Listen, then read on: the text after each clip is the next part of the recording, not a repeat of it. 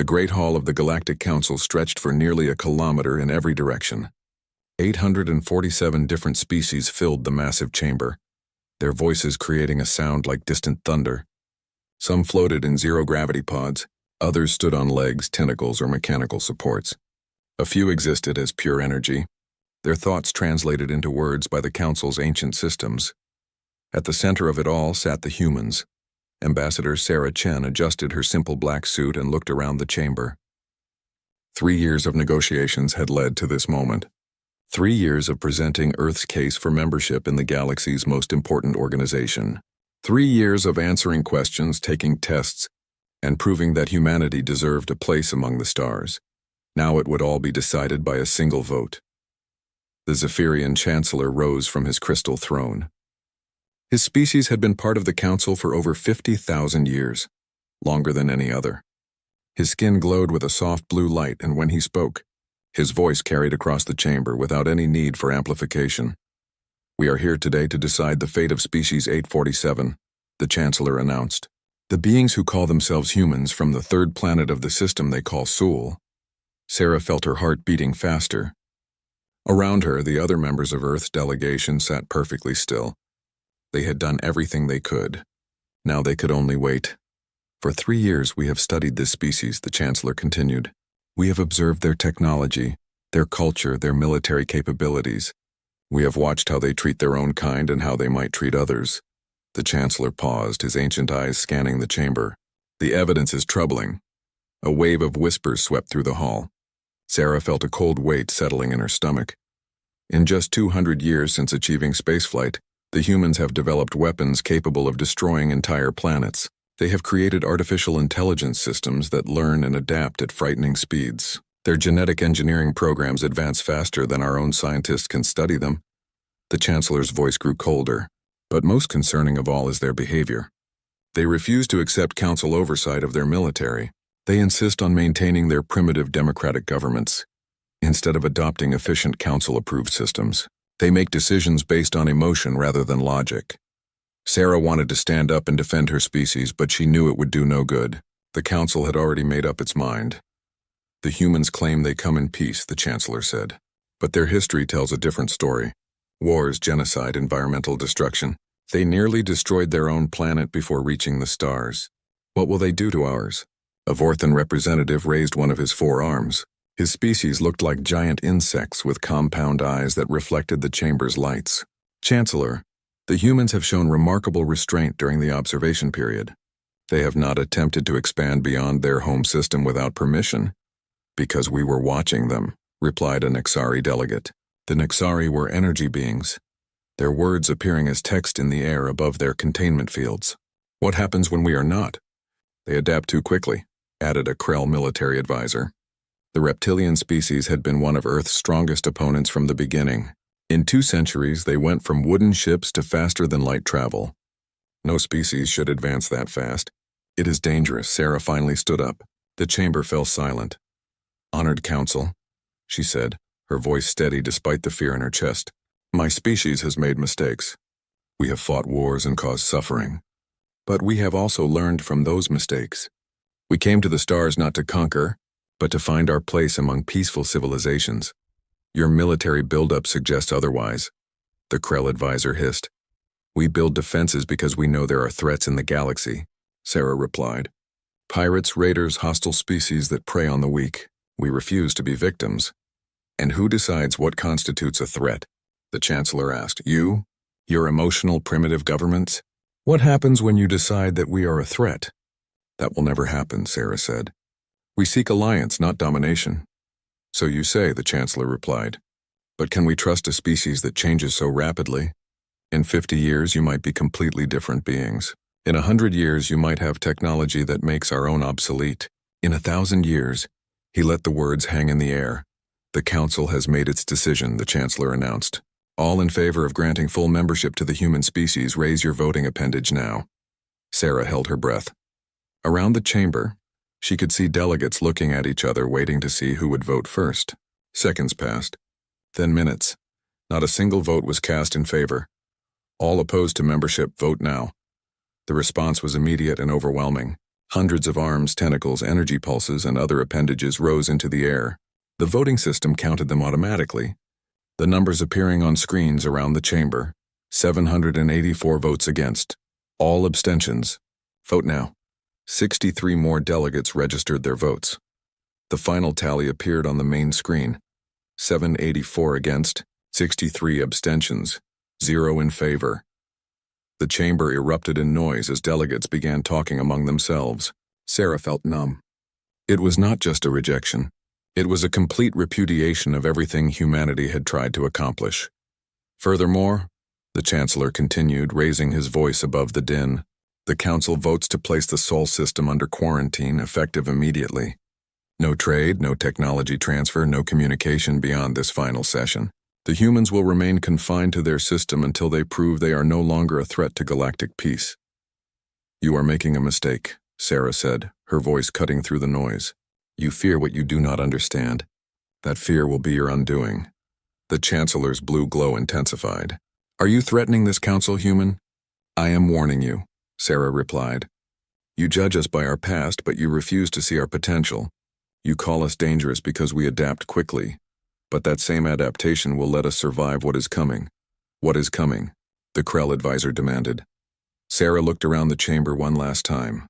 At the hundreds of species who had just voted to condemn humanity to isolation, at the ancient civilizations who thought they knew better, at the comfortable, complacent galaxy that had forgotten what it meant to struggle.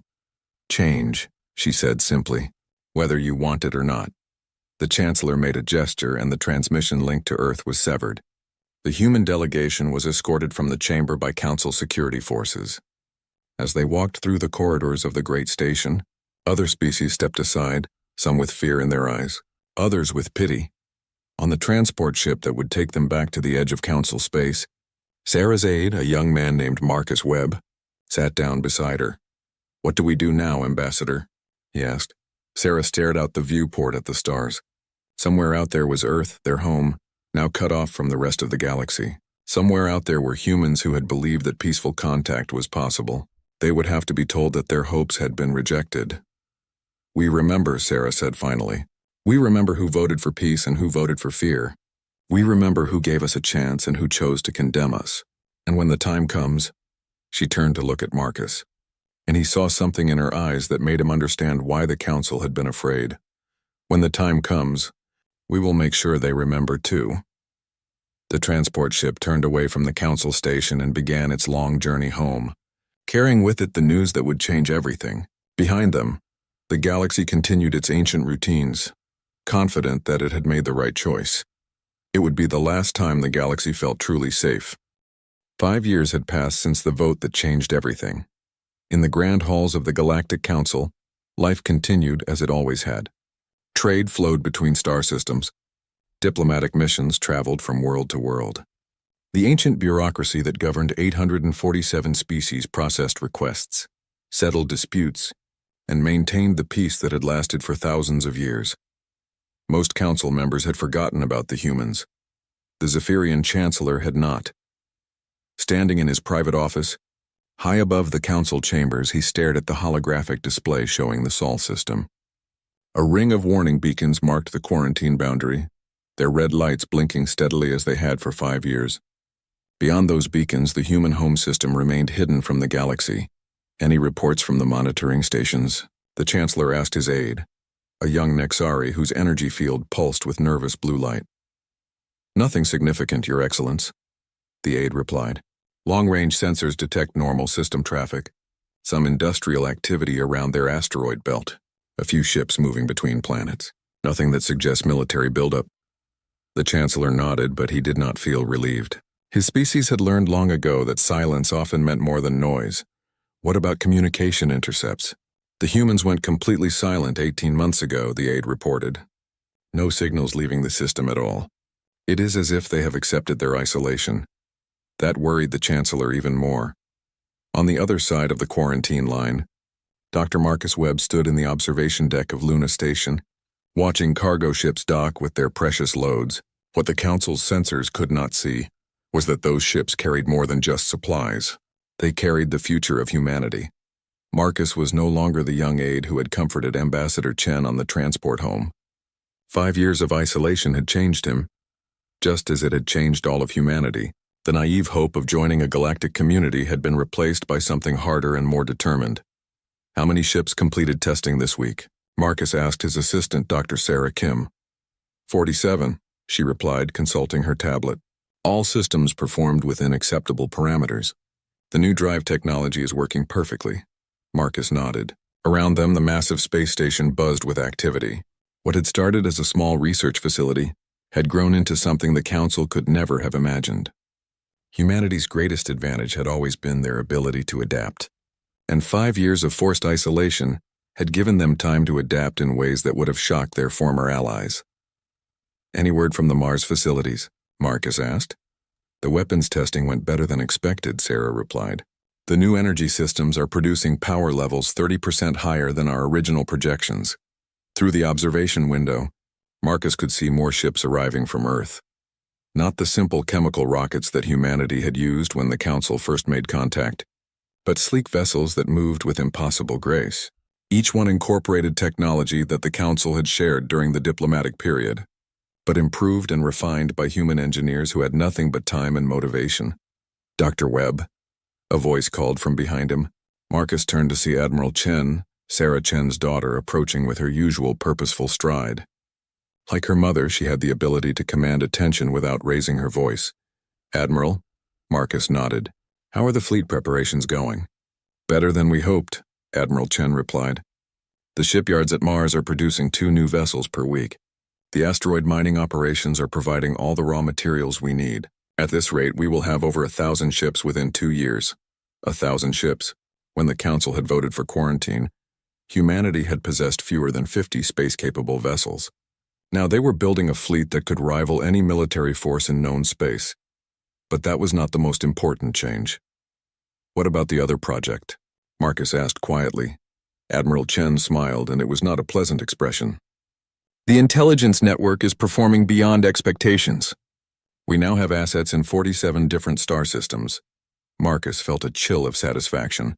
While the Council believed humanity was trapped and isolated, human agents had been spreading throughout the galaxy. Some were refugees who had been outside the Sol system when the quarantine began. Others were volunteers who had found ways to slip past the Council's monitoring systems. All of them were gathering information. What are they reporting? Marcus asked. Exactly what we expected, Admiral Chen replied. The Council is not the peaceful alliance it pretends to be. There are tensions between member species, economic exploitation, military threats against smaller civilizations, and at the center of it all, the hegemony. Marcus finished. It had taken 3 years to uncover the truth, but now humanity knew what the Council really was. On the surface, it appeared to be a democratic organization, where all species had equal voices. In reality, it was controlled by a small group of ancient civilizations who called themselves the hegemony. They used the Council as a front to maintain their power and suppress any species that might challenge their authority. Humanity had been rejected not because they were dangerous, but because they were inconvenient. Any sign that the Council suspects what we are doing? Marcus asked. None, Admiral Chen replied. They are so confident in their quarantine that they have stopped paying attention to us. The monitoring stations file their reports automatically. No one actually reads them anymore. That was the Council's second mistake. Their first had been underestimating human determination. Their second was underestimating human patience. Far from the Sol system, in the trade hub of Nexus Station, a Krell merchant named Vextok was having the worst day of his career. His cargo ship had been attacked by pirates while traveling through the Outer Rim, and he had lost everything. His crew was dead, his ship was destroyed, and he was stranded on a station where no one cared about his problems. That was when the stranger approached him. The being looked humanoid, but Vextok had never seen the species before. 2 arms, 2 legs, a head with 2 eyes and a mouth. Simple features, but there was something about the way the stranger moved that made Vextok pay attention. I heard about your troubles, the stranger said in perfect Krell. I might be able to help. Who are you? Vextok asked. Someone who believes that honest merchants should not have to fear pirates, the stranger replied. What if I told you that your cargo has been recovered and your crew rescued? Vextok laughed bitterly. That is impossible. The pirates destroyed everything. The stranger smiled and handed him a datapad. On the screen, Vextalk could see his own cargo hold, filled with the goods he thought were lost forever. In another section, he could see his crew members, alive and well in what looked like a medical facility. "How?" Vextalk whispered. "The pirates who attacked you have been dealt with," the stranger said simply. "Your cargo and crew are waiting for you at coordinates that will be provided to you shortly. Consider it a gift from friends who value honest trade." "What friends?" Vextalk demanded. "What species are you?" But when he looked up, the stranger was gone, as if he had never been there at all. Similar encounters were happening throughout the galaxy. Pirates found their ships disabled by unknown forces. Merchant vessels under attack were rescued by unidentified ships that appeared from nowhere and vanished just as quickly. Small colonies threatened by raiders received anonymous warnings that allowed them to prepare defenses. The rescued always asked the same question: who were their saviors? The answer was always the same: silence. Back on Luna Station, Marcus Webb reviewed the weekly reports from across the galaxy. 47 rescue operations, 15 pirate fleets neutralized, 8 colonies saved from attack. All accomplished by human ships that officially did not exist, crewed by humans who were supposed to be trapped in their home system. "The network is working," he said to Admiral Chen. "Every rescue builds goodwill. Every saved life creates a potential ally. When the time comes, we will not be alone." Admiral Chen finished. Outside the observation window, another ship departed for the quarantine boundary. To Council sensors, it would appear to be a simple cargo vessel returning from the asteroid belt. In reality, it was the newest addition to humanity's growing fleet, equipped with technology that surpassed anything the Council possessed. The galaxy thought it was safe behind its ancient barriers and comfortable traditions. It thought the human threat had been contained and forgotten. It was wrong on both counts. Captain Vexhai of the hegemony cruiser Eternal Judgment was bored. Patrolling the quarantine boundary around the Sol system was supposed to be an important assignment, but nothing ever happened here. The humans had been quiet for 7 years now, accepting their isolation like defeated animals. Most of his crew treated the posting as a vacation, a chance to catch up on sleep and personal projects while collecting full military pay. Vexhai was different. His species, the Krell, had been warriors long before they joined the Council. Something in his blood told him that quiet enemies were often the most dangerous ones. "Captain," his sensor officer called from across the bridge. "I am detecting something unusual." Vexhai looked up from his report pad. "Define unusual." "Long-range sensors are picking up increased activity in the inner system," the officer replied. "More ships moving between planets than we have seen before." "How many more?" The sensor officer checked his readings twice before answering. "Approximately 3 times normal traffic levels." That got Vexhai's attention. He stood up and walked over to the sensor station. "Show me." The main screen lit up with a 3-dimensional map of the Sol system. Dozens of small dots moved between the planets. Far more than the Council's intelligence report suggested the humans possessed. "When did this increase begin?" Vexhai asked. "I started noticing it about 6 months ago," the sensor officer replied. "But it has been gradual. Nothing dramatic enough to trigger automatic alerts." Vexhai studied the display. As a military officer, he recognized patterns of movement. The ships were not moving randomly. They were following organized routes like a supply network or... "Those are patrol patterns," he said quietly. "Captain?" the sensor officer asked. "Those ships are not trading or exploring," Vexhai explained. "They are patrolling their system. The question is, what are they protecting?" Before anyone could answer, the ship's alarm began to sound. "Contact!" the tactical officer shouted. "Unknown vessels approaching from the asteroid belt." "On screen," Vexhai ordered. The main display switched to a view of space near the quarantine boundary. At first, Vexhai saw nothing. Then, like ghosts materializing from the darkness, ships began to appear. They were not like anything in the Council database. The human vessels were sleek and angular, with hull designs that seemed to bend light around them. They moved with impossible grace, changing direction without visible thrust or inertia compensation. Most unsettling of all, they had appeared without any sensor warning. "How many?" Vexhai asked, his voice steady despite the fear growing in his chest. 12. No, 15. Still counting, the tactical officer replied. "Captain, they are surrounding us." Vexhai had commanded warships for over 30 years. He had fought pirates, rebels, and rogue states. He knew the difference between a patrol and a trap. "Raise shields," he ordered. "Charge weapons. Captain," the communications officer called out. "We are receiving a transmission." "Put it through." The screen changed to show a human face. A woman with dark hair and calm eyes that reminded Vexai of deep water before a storm. She wore a simple uniform with no visible rank insignia. "Captain Vexai," the woman said, and Vexai was shocked that she knew his name. "I am Admiral Chen of the Terran Fleet. You are trespassing in human space." "This is the quarantine boundary," Vexai replied, trying to keep his voice steady. "Established by Council authority. You have no right to order Council vessels away." Admiral Chen smiled, and it was not a pleasant expression. "The quarantine was imposed to keep us in. We never agreed to stay." "The Council will hear of this," Vexai said. "Violating quarantine is an act of war." "No," Admiral Chen replied. "This is." The human ships moved faster than anything Vexai had ever seen. One moment they were holding position around his cruiser. The next they were everywhere at once, their weapons lighting up space with energy beams that cut through his shields like paper. But they did not fire to destroy. Instead, the human weapons targeted specific systems: engines, weapons, communications, sensors.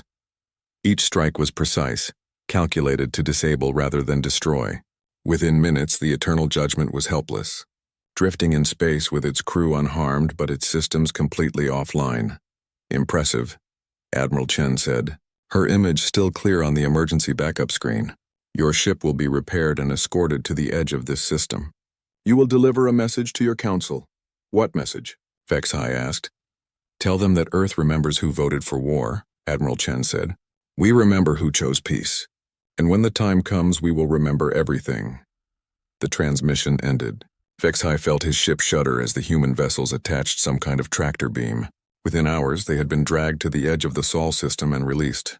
His damaged ship limped back toward Council space, carrying news that would change everything. In the Galactic Council chambers, emergency sessions were called.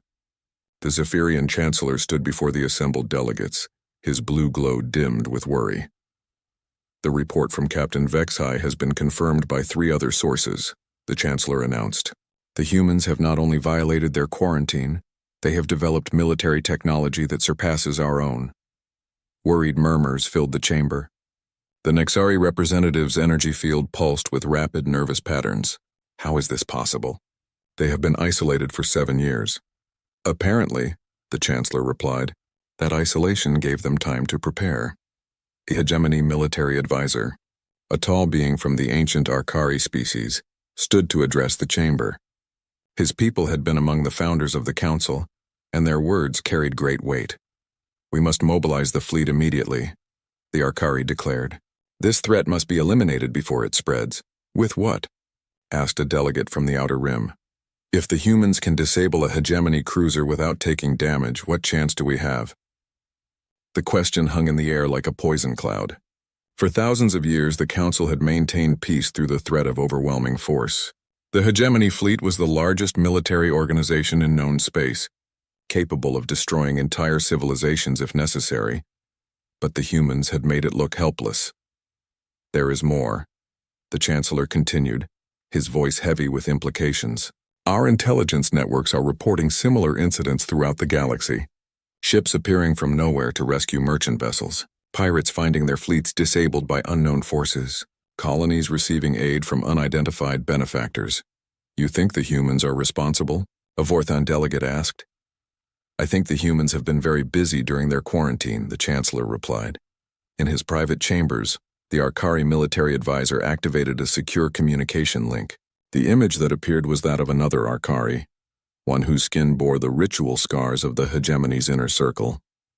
"The situation is worse than we anticipated," the advisor reported. "The humans are not simply violating quarantine. They have built a fleet." "How large?" the inner circle member asked, unknown. "But if Captain Vexai's report is accurate, they have technology we have never seen before. Stealth systems that can hide entire fleets, weapons that can disable our ships without destroying them, drive systems that allow impossible maneuvers." The inner circle member was quiet for a long moment. "This changes everything. If the humans have advanced this far in 7 years, they represent a direct threat to Hegemony authority."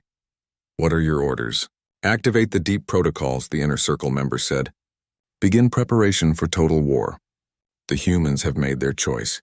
Now they must face the consequences. The communication ended, leaving the advisor alone with his thoughts. For thousands of years, the hegemony had maintained control through careful manipulation and overwhelming force. They had crushed civilizations that threatened their authority and absorbed others that might be useful. But they had never faced an enemy like humanity. Meanwhile, in the Sol system, Admiral Chen stood on the bridge of her flagship, the Indomitable. Around her, the command crew worked quietly and efficiently, monitoring the human fleet as it prepared for what was to come. Admiral, her tactical officer reported, long-range sensors are detecting increased hegemony fleet movements. It looks like they are mobilizing for war. Admiral Chen nodded. She had expected this response. The hegemony could not allow the human challenge to go unanswered. To do so would invite other species to question their authority. How long until they arrive? She asked. 3 weeks, possibly 4. The tactical officer replied. They are gathering ships from across the galaxy. Good, Admiral Chen said. That gives us time to implement the final phase. The revelation? Her executive officer asked. Admiral Chen smiled. For 7 years, humanity had been gathering information about the galaxy. They knew which species were oppressed, which were exploited, and which were ready to fight for their freedom. They knew about the hegemony's secret control over the Council. They knew about the lies, the manipulation, and the crimes committed in the name of galactic peace. Soon everyone else would know too. Send the signal, Admiral Chen ordered. It is time for the galaxy to learn the truth. The galaxy exploded into chaos on a Tuesday. It started with a simple data packet, transmitted simultaneously to every major communication network in known space. The encryption was so advanced that it took most species several hours to decode it. When they finally did, the contents changed everything. On Nexus Station, the largest trade hub in the Outer Rim, thousands of beings gathered around public displays to watch the information unfold. Financial records, military communications, classified diplomatic cables, all of it painted the same picture. The Galactic Council was a lie. The Zephyrian Chancellor sat in his emergency bunker, watching his life's work crumble in real time. The data packets contained irrefutable proof of what the humans called the hegemony deception. For thousands of years, a small group of ancient species had been manipulating the Council from behind the scenes, using it as a front for their own power. The evidence was overwhelming. Trade agreements that favored hegemony species, military interventions that eliminated potential threats, diplomatic manipulations that kept younger civilizations weak and dependent. All of it documented in the hegemony's own files. How did they get this information? The Chancellor asked his aide, whose energy field was pulsing with panic. Unknown, Your Excellence, the aide replied. Some of these files are from the highest security levels. Only Inner Circle members should have had access. The Chancellor felt cold despite the warmth of his crystal chambers. You mean we have been infiltrated? Before the aide could answer, new data began flooding the networks. This time it was not just documents. It was recordings. Across the galaxy, beings watched in shock as audio and video files played scenes they were never meant to see. Hegemony leaders discussing which species to eliminate. Military commanders planning false flag operations to justify interventions. Economic ministers deciding which civilizations to bankrupt for hegemony profit. The most damaging recording was a conversation between 3 hegemony Inner Circle members from just 2 years earlier. The humans are becoming a problem, one voice said. I told you we should have destroyed them immediately, another replied. This quarantine nonsense was always a mistake. Patience, the third voice counseled. Let them stew in isolation for a few more years. When we finally move against them, no one will question our actions. They will just be another failed species that could not adapt to galactic civilization. Laughter followed, cold and calculating. The recording ended, but its impact was just beginning. On worlds throughout the galaxy, governments fell within hours. The Vorthan Parliament voted no confidence in their hegemony-backed leadership. The Nexari Assembly dissolved itself and called for new elections. Dozens of smaller species declared independence from Council authority, but the reaction was not uniform. Species that had benefited from hegemony favor found themselves under attack by their own people. Collaborator governments tried to suppress the information, only to discover that their communication networks had been compromised. Every attempt to block the data simply resulted in more information being released. The Krell were among the first to act on the revelations. Their warrior culture had always chafed under council restrictions, but they had respected the organization's supposed commitment to peace. Now learning that they had been manipulated into serving as enforcers for a shadow government, their reaction was swift and violent. Krell fleets across the galaxy turned on their hegemony handlers. Battles erupted in dozens of star systems as the reptilian warriors reclaimed their honor through force of arms. Similar uprisings began throughout the galaxy. The Outer Rim, long exploited by hegemony economic policies, exploded into open rebellion. Trade routes were blockaded. Hegemony ships were seized or destroyed. Colonial administrators found themselves facing angry mobs of beings they had oppressed for generations. The Arkari military advisor, who had spoken with the Inner Circle, watched the chaos from his command ship with growing horror. The hegemony fleet, the largest military force in the galaxy, was fracturing as member species turned against their commanders. "Sir," his communications officer reported, "we are receiving surrender requests from 17 different systems. They say they want to join the Human Alliance." "What Human Alliance?" the advisor demanded. His answer came in the form of a new transmission, broadcast on all frequencies throughout the galaxy. The image that appeared was familiar to anyone who had followed the crisis. Admiral Chen of the Terran fleet. "Citizens of the galaxy," she began, her voice calm and confident, "for too long you have lived under the shadow of deception. The organization you trusted to maintain peace has been nothing more than a tool of oppression, used by a few ancient species to control all others." Behind her, the viewer could see the bridge of a massive warship, with crew members from dozens of different species working side by side. "Today, that ends," Admiral Chen continued. "The Terran Commonwealth offers alliance to any species willing to stand for freedom, equality, and true cooperation. We do not seek to rule you. We seek to stand with you." The transmission included coordinates for rally points throughout the galaxy, where species could send representatives to discuss joining the new alliance. It also included something else: tactical information about hegemony military positions and weaknesses. The advisor realized with growing dread that the humans were not just releasing information. They were coordinating a galaxy-wide revolution. "Sir," the tactical officer called out, "we have incoming ships, multiple species converging on our position." The advisor looked at the tactical display and felt his blood run cold. Vorton cruisers, Nexari energy ships, Krell battle fleets, and dozens of other vessels were approaching from all directions. At the center of the formation were the sleek, deadly shapes of human warships. "Are they here to surrender?" he asked hopefully. "No, sir," the tactical officer replied. "They are demanding our surrender." Before the advisor could respond, his ship shuddered under the impact of multiple weapon strikes. But these were not random attacks. Like the encounter with Captain Vexheim months earlier, the strikes were precise, targeting specific systems without destroying the ship. "This is Admiral Chen," a voice announced over the communication system. "Hegemony vessel, you are surrounded and outgunned. Surrender now and your crew will be treated with dignity. Continue to resist and you will be disabled and boarded." The advisor looked around his bridge at his crew. Most of them were not Arkari. They were beings from dozens of different species who had served the hegemony faithfully, believing they were maintaining galactic peace. Now, learning the truth about their organization, he could see doubt and anger in their eyes. "Sir," his executive officer said quietly, "perhaps it is time to consider that we have been on the wrong side." The advisor wanted to argue, but he could not find the words. Everything he had believed about the hegemony's mission had been lies. Every order he had followed had been part of a vast conspiracy to maintain power for a few, at the expense of many. "Stand down weapons," he ordered. "Signal our surrender." Similar scenes played out across the galaxy as hegemony forces found themselves isolated and overwhelmed. Some fought to the bitter end, their commanders too invested in the old system to accept change. Others surrendered peacefully, their crews relieved to finally serve a cause they could believe in. The hegemony's inner circle, meanwhile, had retreated to their ancient strongholds in the galactic core.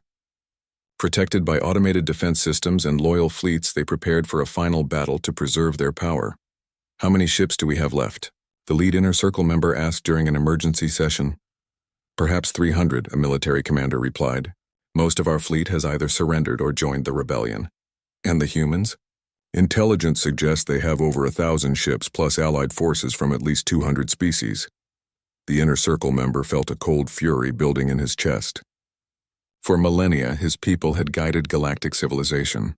They had prevented wars, maintained order, and ensured prosperity for those worthy of it.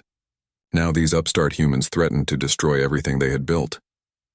If we cannot rule the galaxy, he said finally, then perhaps it is time to teach it the price of defiance.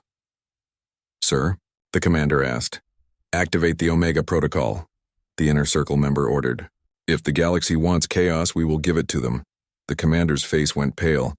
The Omega Protocol was the hegemony's ultimate weapon, designed to destroy entire star systems if necessary. It had never been used, but its existence had been the final guarantee of hegemony power. Sir, that will kill billions of beings, the commander protested. Better a galaxy of ashes under our control than a galaxy of freedom under theirs, the Inner Circle member replied. In the Sol system, Admiral Chen received the intelligence report about the Omega Protocol with grim determination. Her human agents throughout the galaxy had uncovered most of the hegemony's secrets, but this was their most dangerous one. How long do we have? She asked her intelligence chief. 72 hours until the weapons are fully charged, the chief replied. They are targeting major population centers throughout the galaxy. Admiral Chen looked out at the stars and thought about the choice before her. She could retreat, save Earth, and let the galaxy burn. Or she could risk everything to stop the hegemony's final atrocity. It was not really a choice at all. Signal the fleet. The final battle for the galaxy lasted only 6 hours, Admiral. Chen stood on the bridge of her flagship as the combined fleet emerged from hyperspace at the edge of the hegemony's core system. Behind her stretched the largest armada in galactic history, 2,000 ships from over 300 species, united under the banner of the Terran Commonwealth. The hegemony had chosen their final stronghold well. The ancient star system was protected by orbital defense platforms that had been built over thousands of years.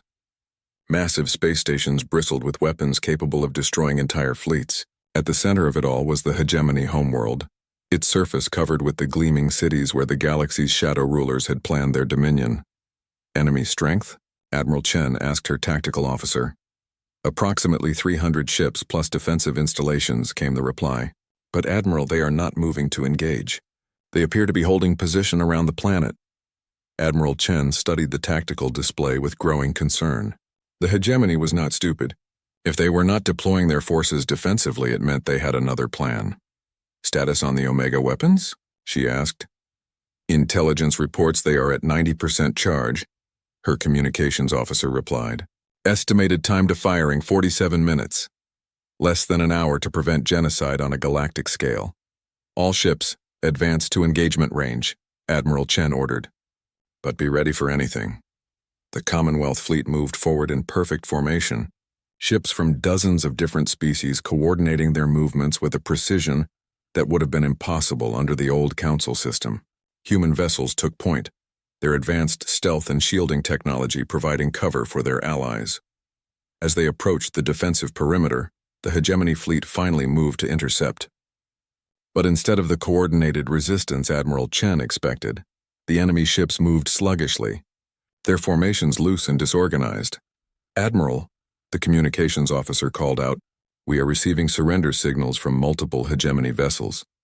Admiral Chen was not surprised. The revelations about hegemony crimes had shattered the morale of many who had served the organization faithfully.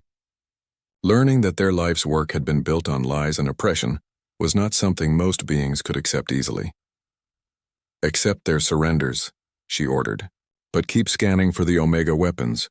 The battle, when it came, was swift and decisive. The remaining loyal hegemony forces fought with desperate courage, but they were vastly outnumbered and outgunned. Commonwealth ships used their technological advantages to disable rather than destroy, accepting the surrender of enemy crews whenever possible. Within 3 hours, the space around the hegemony homeworld was clear of hostile forces, but the real threat remained hidden on the planet's surface. I am reading massive energy signatures from the northern continent, the sensor officer reported. Multiple locations, all building toward simultaneous discharge.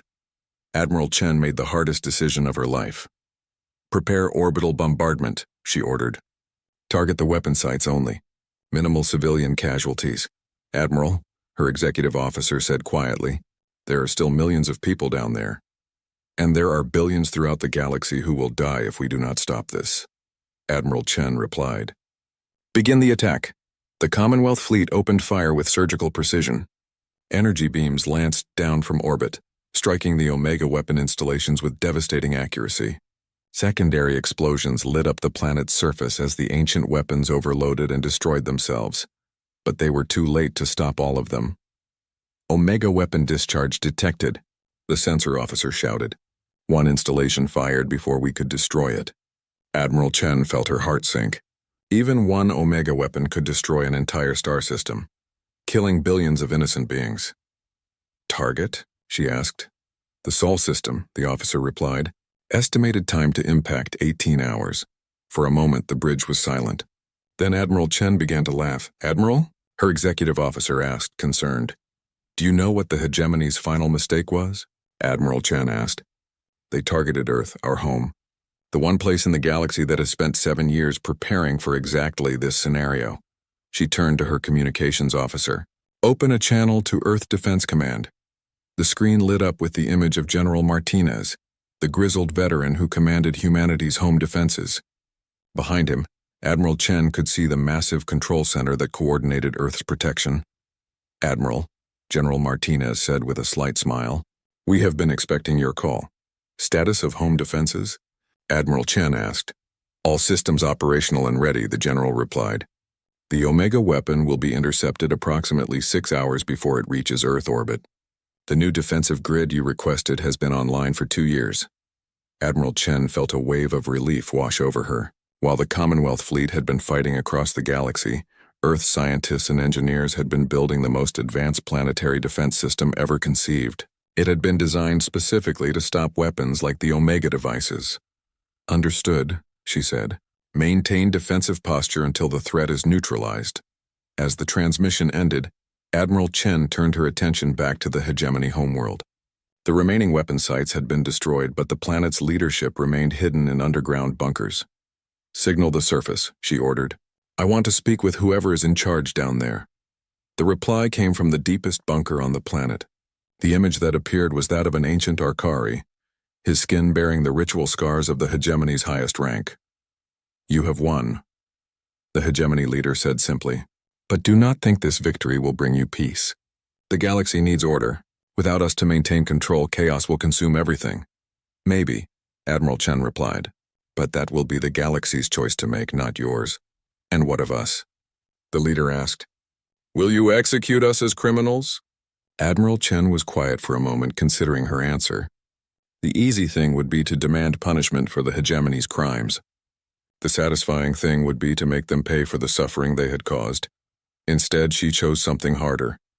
"You will be tried for your crimes," she said, "but you will be tried fairly, by representatives of the species you oppressed." "Justice, not revenge." The hegemony leader's expression showed surprise. "You would show mercy to your enemies?" "I would show justice to all beings," Admiral Chen replied. "That is what makes us different from you." 6 months later, the new Galactic Commonwealth held its first session in a space station built specifically for the purpose. Representatives from over 400 species gathered in a chamber designed to accommodate every form of life imaginable. The old council chambers had been converted into a museum, a reminder of what happened when fear and prejudice guided galactic policy. On the wall, displayed for all to see, was the vote tally from 7 years earlier. 784 against, 63 abstentions, 0 in favor. Below it was a simple plaque, "In memory of the mistake that changed everything." Ambassador Sarah Chen, now elderly but still sharp, stood before the assembled delegates.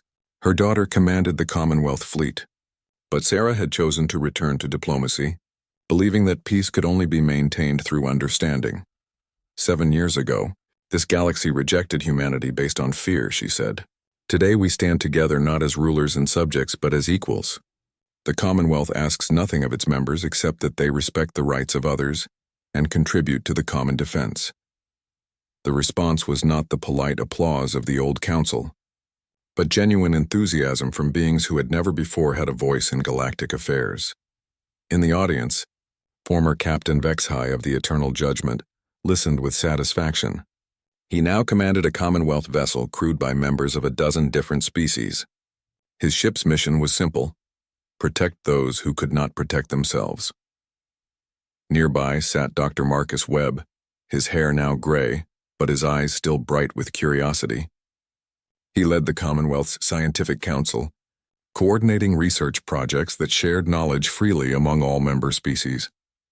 The session concluded with the formal signing of the Commonwealth Charter, a document that enshrined the principles humanity had learned from their own difficult history.